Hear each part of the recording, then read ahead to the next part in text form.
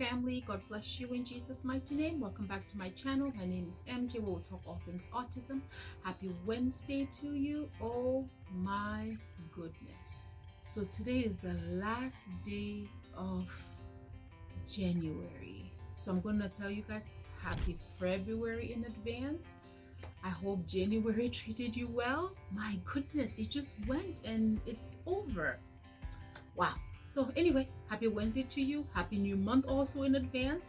I hope you accomplished a lot in all the goals that we have set for 2024 as we started January already. Today we're going to continue with our nuggets that I learned in the training a few weeks ago. And today we're going to talk about effective teaching strategies. So now altogether there are 8 that we learned during this training. So today I'm just going to focus on the first one. And then as the weeks progress, I'll go ahead and bring up each and every one that we learned. So the first one today was the learning theory. That kind of talks about a framework describing how information is absorbed, information is processed, and how that information is retained through this learning process. So now this is where ABA is key, because all of what we learned during this learning theory is how ABA effectively helps children on the spectrum, as I said, that is process the information, absorb the information, and retain that information that we're trying to tell them. So there were a few videos when we started this process just on ABA, and I think I linked a really good resource, but I will link another one that is under Therapy Brands. Under this resource, they have key resources under that big resource that has ABA linked in with blogs, podcasts, journals and books, and newsletters all related to just ABA. Now ABA I think is huge. For our own case, Jayson started receiving ABA when he was about 2.5 years old, and he's had it throughout. There are moments where we had breaks in between, whether it was a transition for a new RBT or a new company and all, because there's so many companies that do ABA now, and some have good workers, some have great workers, other ones have exceptional workers.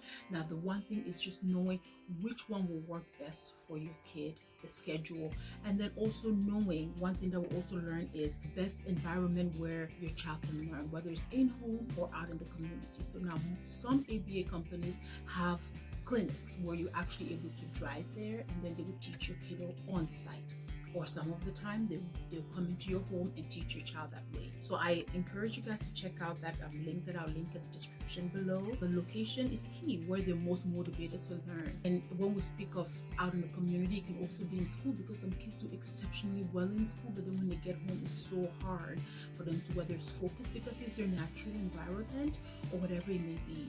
So one key thing that we also learn, I'll make this one really short because I've already done a video on ABA, and you'll learn more of course through the other links and the reference that I'll link under, is how to use language to make requests. Now that is very key for a lot of our kids, and we know that most of them are already struggling on how to communicate. So they taught us 4 different ways on how this verbal behavior therapy can help our kids. So man is one of the things that's just requesting, like cookie, which is technically they should have used a whole sentence, but it could just be cookie, and that one we should know that of course they're just asking for a cookie. Tact is using a comment or an experience to draw attention to an object. Like if you say a mouse, right? You have to point to that mouse for that child to look at that object to say mouse, right? Interverbal. Now that's a word that is used to answer a question or respond. Like when you go to school, and once you state that question, right after the question, you are to just give the answer, right? And then the last one is echoic. Echoic is more like when you're repeating, like we know most of our kids tend to repeat a lot of things over and over and over again, whether it's something they heard while they were watching TV or something. But that's one of the ways that is important for them to learn, because imitating is key to a lot of them. So those were kind of like the 4 applied verbal behavior ways on how to use language to make requests. This will bring me to the end of this, because I don't want to make this video lengthy at all. So I do hope that the resource does really help you.